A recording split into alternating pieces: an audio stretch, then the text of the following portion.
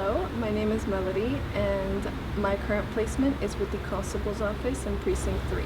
My current experience in the Constable's office is a lot of delivering, and what I do is kind of just tag along and help afterward, record keeping and date and time for every delivery.